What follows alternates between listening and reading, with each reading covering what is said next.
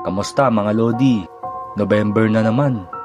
Karamihan sa atin noong bata pa ay puro katatakutan lang ang nasa isip tuwing sasapit ang buwan ng November. Hindi natin dapat katakutan ang mga multo. Mas dapat natin silang inuunawa.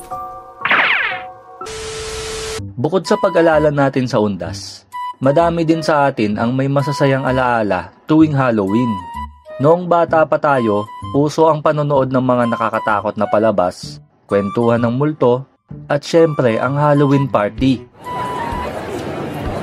Ano Ken, may costume ka na ba sa Halloween party? Wala pa nga eh. Ano kayang magandang i-costume? Ako magpupulbo na lang sa muka. Oh, ba't di pa kayo nagbibihis? Magbihis na kayo, malapit na mag-umpisa ang parada. At may 1K daw yung mananalo ng best costume. Sus, di naman tayo mananalo dyan. Magba-black t-shirt lang ako. Tara na.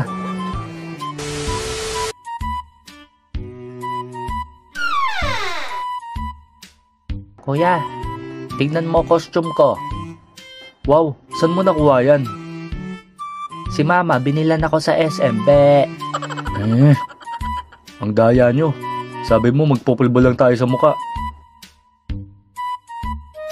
Ano kaya magandang gawing costume?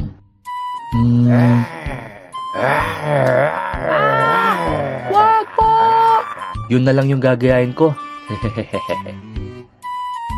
Okay, game na.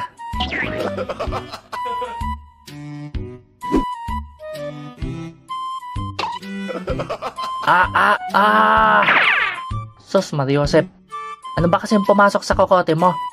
Hindi ka nagbabasa. Permanent yung nakalagay, oh. Oh, ito eyeliner. Yan ang gamitin mo, hindi pentel pen. Ayos, pogi ko dito. Ma, alis na ako. Teka, sandali. Yan lang susuotin mo sa party nyo? Oo, Ma. Ano pa ba? Sandali lang, dapat ganito. Halika dito. Uy, Ma! Uy, Ma! Huwag kang malikot. Oh, sige na, lakad na. Saan na kaya yung si Nico? Sabi niya mag-black t-shirt lang daw siya. Baka tinimplahan pa ng gatas. Oh, ayos siya na. Bad trip nga eh. Astig. Tara na.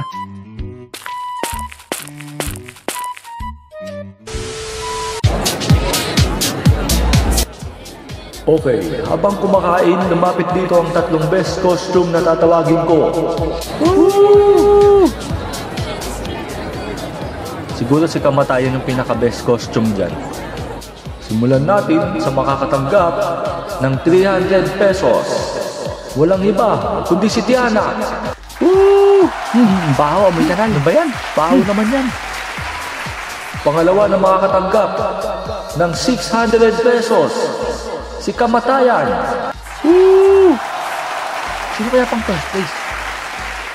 At ang makakatanggap ng 1,000 pesos para sa best costume, walang iba kundi si Baby!